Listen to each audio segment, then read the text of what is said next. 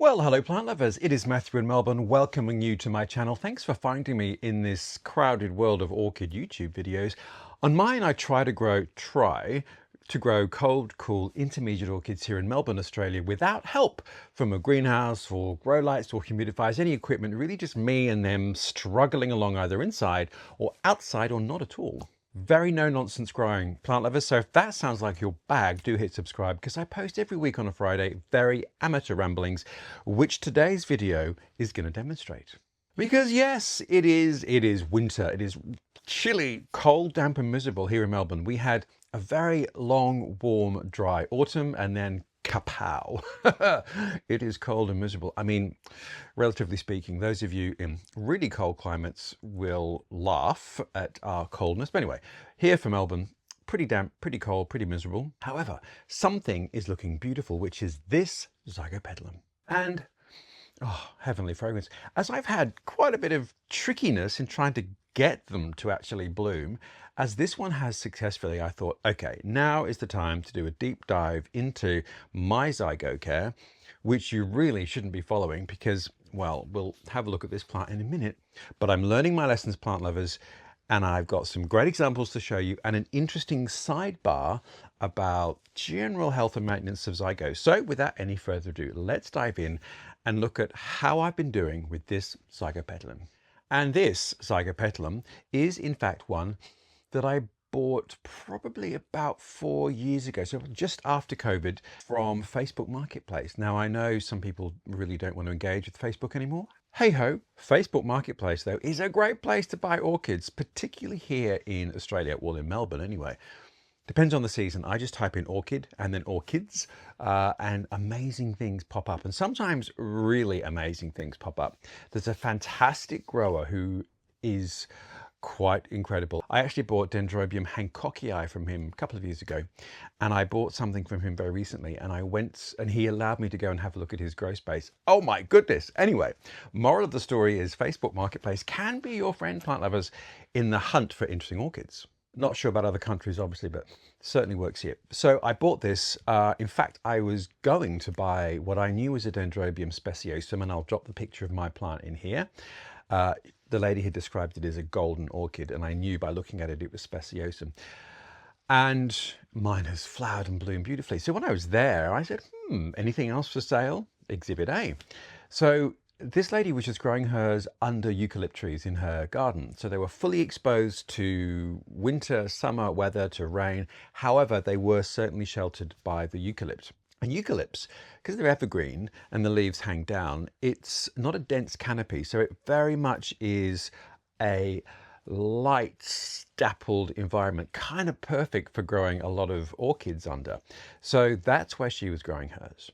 And she said, it flowers all the time. It's super easy. So I bought it as I only had a seedling Zygo at that point, which we've also got here, which I'll show you. And this was a flowering size. I thought, yes, let's go. I'm into Zygopetalums. And then nothing happened, and nothing happened, and nothing happened. And it was, I don't know, 3 years, and I've moved it and tried to find the right spot. And every nonna in Melbourne can grow Zygopetalums and Cymbidiums, and they're often described as companion plants in terms of they do like similar conditions. So if you can grow cool climate Cymbidiums, you should be able to grow and flower Zygopetalums. Well, not me. Until I finally found the right spot for this one. So I elevated it slightly. It was getting morning sun and then dappled protected light. It's under cover, so I can control the watering. And so reasonable amount of air movement, and I tried to keep it as moist as possible. And ta-da, last year it actually bloomed, and I made a video about it, but we had a freakishly cold spell, and we'll get to this point in a minute. My care is a little slapdash with this. So the flowers had got wet and then cold, and then they all basically crisped up and were very, very damaged by that cold and wet condition. So I've learned from that. Anyway, it is now midwinter and here they are, it's in bloom again. But this year I actually had 3 spikes. One unfortunately got nibbled halfway up the stem, and it was a real chunky bite, well, continued bites. So I think it probably was a slug or a snail. I'm not sure how it got there because the plant is really elevated. So it's a very adventurous slug or snail. So kudos to you for managing it, and I guess you deserve your reward. However, it did kill one of the spikes, which was unfortunate. However, 2 survived, and I'm really thrilled. This one's going over. This one is just sort of really only just finished opening and entering its peak. So long-lasting flowers, I'm here to tell you. Zygopetalums then, South American, quite a few species, and this one is interesting. So I bought it as a no ID, and then after showing it last year, everyone was convinced that it was Zygopetalum maculatum. And I would tend to agree. It's a cool to cold climate terrestrial from basically the east and west sides of South America, so Peru, Bolivia, but also Brazil. And the flowers very much like that one. However, Zygopetalum maculatum has 2 other identities. Personality disorder. It's also known as Zygopetalum intermedium and Zygopetalum mackayi. Now, Q is calling all of them maculatum. And if you read the descriptions and look at the pictures of those 3, they all look the same. But some people will say that one of the types will flower in spring, the other has shorter flower spikes. But I think ultimately they're obviously in 2 distinct geographical zones, and obviously you have different forms on each side of the east-west side of the continent. But Q's decided they're one and the same species with variety, I guess. Anyway, this is what I think it is, which is great to know. So thank you out there, the Collective Orchid Hive, for letting me know what it was. I'd always assumed it was a hybrid, but it's not, I don't think. And even if it is, it's so close to the species, it doesn't really matter. But it's been really great for me to then find out exactly the care that it needs, which I kind of have and haven't given it. Now, Zygos are, I think, famed for their fragrance. And this one, oh, I think the closest descriptor is hyacinth. It is that beautiful, rich, spring-like hyacinth fragrance. And if it's a sunny day and it's a bit warmer, the fragrance really fills the room. They're absolutely gorgeous. It's the most divine thing. These flowers are a little immature. These ones are going over, but these are still very fragrant. So Zygopetalum maculatum comes from high altitude areas, and it's a terrestrial. Now, I think about 75% of orchid species, and therefore their hybrids, are actually epiphytes. So it's kind of unusual to find a really bulky, chunky terrestrial orchid. And we'll get a look at the roots in a minute. So that is an indicator of how you need to look after it, particularly potting. So cool climate, high elevation, perfect for my climate, and that is why it sort of grows very well with cymbidiums, because a lot of the cool climate ones grow from very similar altitudes and similar light conditions, so they certainly will do well together. Okay, I'm going to move this one a little higher so we can look at the base of the plant, and then we'll go through some of the things I've really not done well, despite the fact that it has flowered for me. Okie doke. Ooh, there we are. So Zygos really do need that cool winter conditions to promote the flowering, as do cymbidiums. So they can cope with warmer summer weather, and here in Melbourne, of course, we do get warm summers. Trick is to keep them moist, so it can cope with that as long as it has the cool winter, which enables it to flower. Now, the first thing you're going to scream is, look at those leaves. I know, they are awful. And when I bought it, it had damaged leaves. They're very susceptible to sunburn as well. This is not sunburn. But you know what? Let me read from some oracles before I then confess my poor treatment of this plant. Okay. Orchids, a practical guide for gardeners. Matthew should have read this first. Brian and Wilma Ritterhausen, who someone pointed out are brother and sister. Now, I just want to read one little paragraph, or sentence actually, about Zygopetalums, because it is hilarious. The foliage of Zygopetalums is easily marked if water rests on the surface for too long. For this reason, they are better not sprayed on a regular basis with water, but watered only through the roots. And then our other guru, J.N. Rentoul, this is a 4-volume series of books about growing orchids. This one is Cattleya and Other Epiphytes, even though this is a terrestrial. Amazing series of books. You'll be able to find this on vintage book sites. It's out of print, but it's gone through so many editions, you'll find them. And I was in a secondhand bookshop a few weekends ago and saw a copy of this. So well worth it. There's one volume devoted entirely to Australian orchids, but each volume covers just about everything. The only issue is, of course, it's quite old, and so the names have changed, but you can figure out what he's actually talking about. And what he's talking about, Zygopetalums, In winter, if the conditions are too cold, it is common for the leaves to show first brown, wet patches, which later break down to necrotic black disfigurations, which spoil the look of the plants. The flowers with the delicate colouring of the labellum also mark if subjected to cold, which happened to me last year. So plant lovers, what everyone will tell you is don't get your Zygopetalum leaves wet, water it from the base. I didn't. This is what happens. So the good news is it's not hugely detrimental to the plant, I don't think, because mine's flowered, but it is really unsightly. My thing about not getting water on plant leaves is that, well, it rains in the wild. I guess the thing to understand is, well, this isn't the wild. I am not high altitude Peru. I am suburban Melbourne. So just calm down and listen to your elders and follow their advice. And everyone says, don't get the leaves wet. So I must also confess that when I water many of my orchids, I use a hose because I have a lot, and most of them are fine with that. Obviously, there are a lot of orchids which you don't want to get wet, particularly in around the leaf junctures and the pseudobulbs, because they will rot. Obviously, in winter, I use a watering can because a lot of things don't need as much water and some things need to really dry out. Many Dendrobium nobile types, for example, the new shoots will rot if you get them too wet in winter. So in winter I'm more careful, but this plant is in a spot with things that I water with a hose, and it's so big and it does get splashed a lot. So this is what's happened to my leaves, exactly as described and exactly as everyone will tell you will happen if you get your leaves cold and wet. Now, it gets plenty of air movement and it's quite elevated, but it is covered over, so it is protected. So I guess it's more of a still environment, even though it's right on the edge and does get breeze and birds and insects and all sorts of things. However, just doesn't like getting wet, chilly leaves. So I've really tried to change my tune, and I have just been watering the base and tried to get it really, really wet. One of the interesting things is that this maculatum grows in quite moist, mossy areas. So the roots are basically moist all the time, not wet, but moist. And the point being, if the medium is free draining enough, you can never really overwater a zygo. So I've been trying to only water the base, and I must say that the new growths are beautifully green and unblemished. So I am really going to focus on that from now on, I promise. So the other thing I think that took me a while to figure out is that it likes bright indirect light, but it likes morning light. So this, where it is, actually gets a little bit of direct sun in the morning. Gentle, and it's early, but nonetheless direct light for, I don't know, maybe an hour.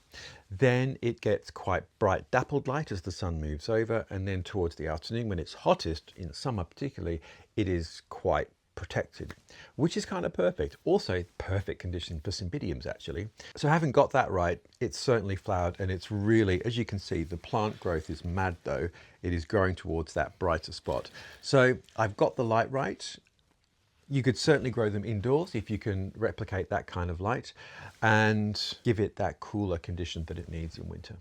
Next thing then, it's a terrestrial. So let's look at what I've done.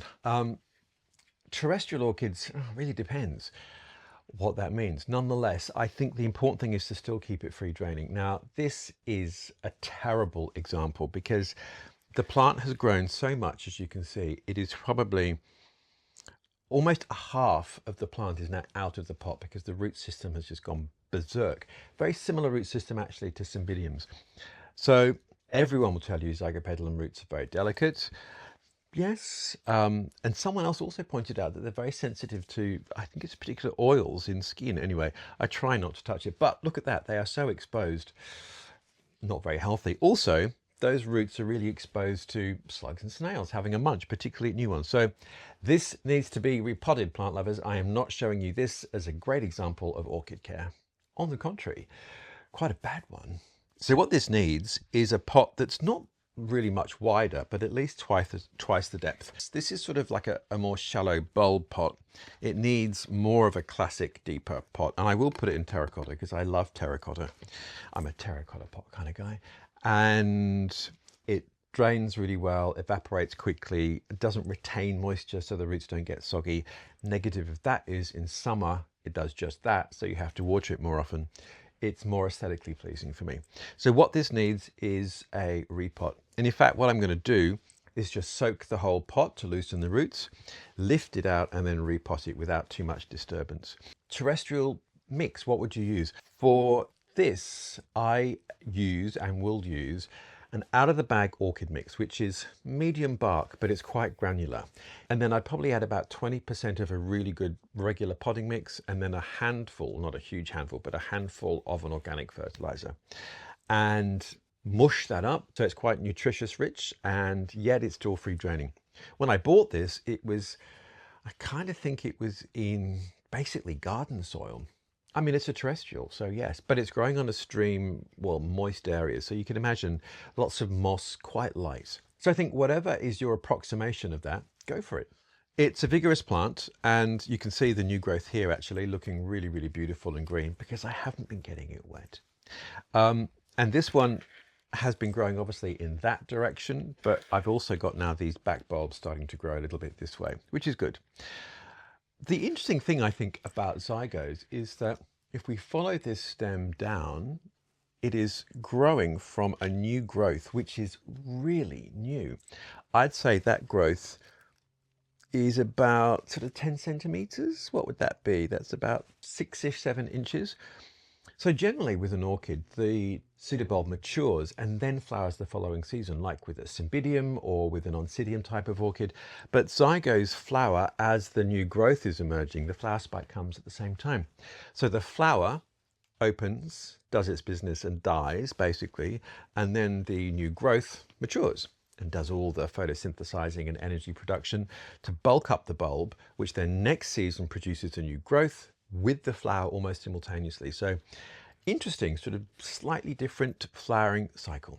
Therefore, like many orchids, the name of the game is great vegetative growth. And to get that, you basically just need to give it good care, which I kind of have, but kind of haven't. So as it's a terrestrial too, I do use organic material in terrestrial plants. So that is manure. And I usually just buy it in a bag from a hardware store, but whatever you can get.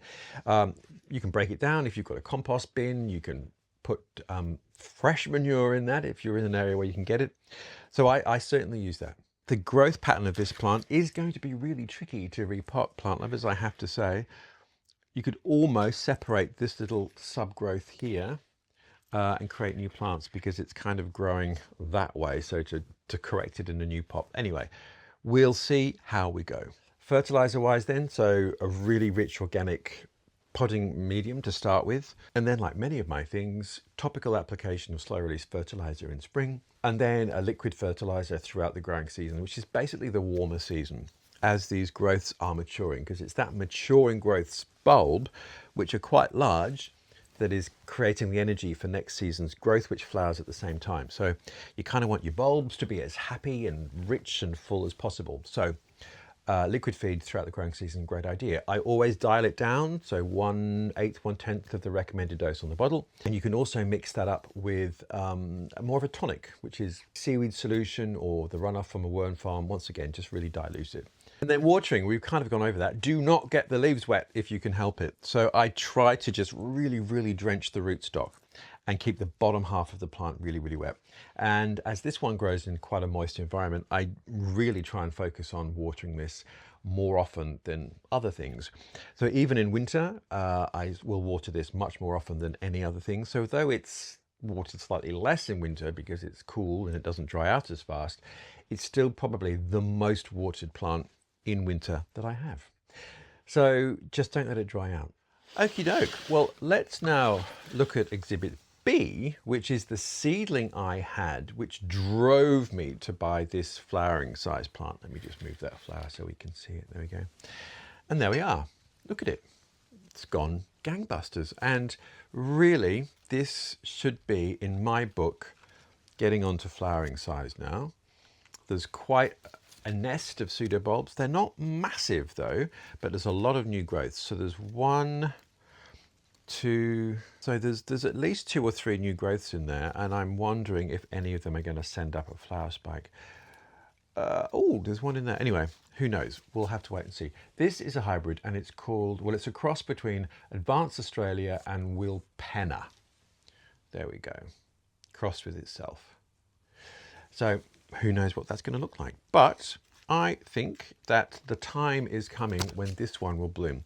Now, as you can see, the leaves are looking great because I have really focused on just watering the base and trying to keep the plant, i.e. the leaves, as dry as possible. So I'd imagine from a seedling to flowering perspective, a bit like Cymbidiums, maybe 4-ish years before your plant's ready.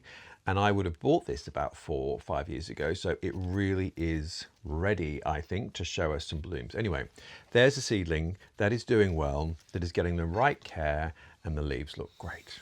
And then finally, we have this oddity here. Now, I filmed a little bit about this a couple of weeks ago when I was doing something else, so let's look at the footage about this one now.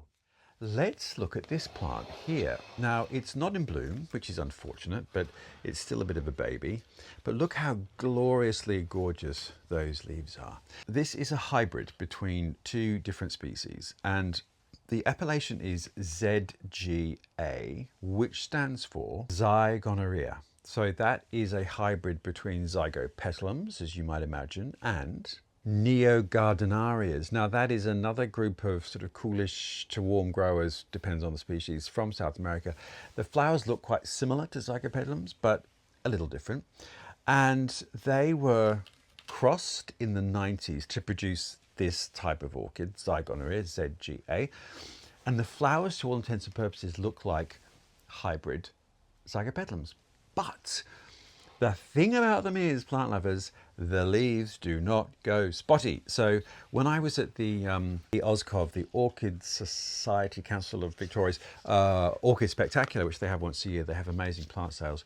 There was a grower there who has been hybridizing these, and he had 2 of these plants. And I was asking him the same question about spotty leaves. He said, it's inevitable in particularly older hybrids of Zygopetalums. It's really hard to maintain sort of leaf hygiene and keep them really crisp. However, this cross between Zygopetalum and Neogardneria, the habit of its leaf formation, I guess, has come from the Neogardneria, which is just a lot tougher and doesn't show any propensity to be damaged by water sitting on the leaves. Now, obviously, if you water something in winter and it's cold and the water sits in the leaf, it's going to damage it and maybe even rot the plant. So, you know, water on the leaf within context. But if on a warm day you're watering your plants and you spatter this with water, it ain't going to damage it, whereas your Zygopetalum, it might well. So I was intrigued and I bought 2 of these just to see how they go. And they weren't inexpensive, I have to say. And this one is called Grenfell's Glory. What is it named after? Joyce Grenfell? I doubt it, but anyway. Grenfell, whoever you were, I'm quite sure the glory will be yours when it flowers. So this was still fairly juvenile, but look at the size of the pseudobulbs. Really, really juicy, enormous. That's the size of a lime. It's massive. And now we've got a new shoot here. So the guy I bought it from thinks that perhaps next year there'll be flowering size. I would tend to agree with that. But what an amazing plant. So if you were to come across these in the marketplace, why not give them a go? If the leaf, the whole zygo leaf issue just drives you insane, and perhaps like me, you're a little frustrated with the thought of having to keep water off them, maybe try one of these Zygoneria. I want to make sure I'm pronouncing it right. Zygoneria, maybe, not Zygoneria, but Zygoneria. Anyway, maybe see if you can get one of these. Flowers look very similar habit. Not sure if they're fragrant actually, but we'll find out. So hopefully this will bloom for me next year and we can do an even more compare and contrast with this one here. So I'd love to know if anyone is growing these successfully, how your whole sort of leaf scenario plays out and what the flowers are actually like. But look at this. It's so vigorous and healthy. I'm giving it the same care as Zygopetalum, so it's getting bright and direct light. It's getting moisture all year, a little less in winter, but it's not drying out. And hopefully this is going to be ready to bloom for me, and I will be the first one to show you when it does. Isn't it interesting? And look at this plant, and I will say that this one I have been getting wet because it's in an area where I do use the hose and other things benefit from that. And look, the leaves are in perfect condition. Fabulous new growth, look at that. And yes, I reckon next year it could flower. The pink things are the dead flowers from an amazing salvia that's growing in the same area. Anyway, so that's that one, looking very, very hearty. And I did, a few weekends ago when I went to the Goulburn Valley Orchid Club to give a talk, buy 2 more seedlings of this type of hybrid. So Chris Ibbotson, who I bought them from, had her mature plants in bloom, and she had back bulb divisions of those too. So yeah, we'll see. The flowers are quite different from the ones I've got. Anyway, there we are, plant lovers. Zygopetalum, I think we've covered it. I just need to work on my leaf care, and in spring I'm going to repot this when the weather's a little bit warmer, because it's really unpleasant at the moment. And in other news, we actually have to move, not to our final house, which is, getting there. That's probably going to be March, April next year. No, our rental has been sold. So we actually have to move next month, which is hilarious, but it's kind of a good dry run. I must say though, the place that we're going has the most perfect orchid growing conditions. So when we're in there, I'll certainly show you around, because it's just perfect and so much better than here. So I think we're going to be there about 6 months. So I should have much better results for you over that period of time. Anyway, I'll keep you up to date with that. I will not record moving because it's too stressful, but I'll show you once we're there. Anyway, so this baby, once we move and I have wonderful space and light, we'll do a special repotting video because it really needs it. But this one was the subject of my Zygo rescue, which I'll link here. Anyway, plant lovers, Zygopetalums, I think I'm getting my head around them. I'm sure you already have. Don't get the leaves wet, Matthew. Anyway, plant lovers, I hope all's well in your world, that if it's winter where you are, Southern Hemisphere, you've got some things that are fragrant and gorgeous. Northern Hemisphere, lucky you, you're in summer, although it's quite wild and hot and crazy in certain parts of the world at the moment. But never mind, I hope all is well with you, and I look forward to seeing you next week.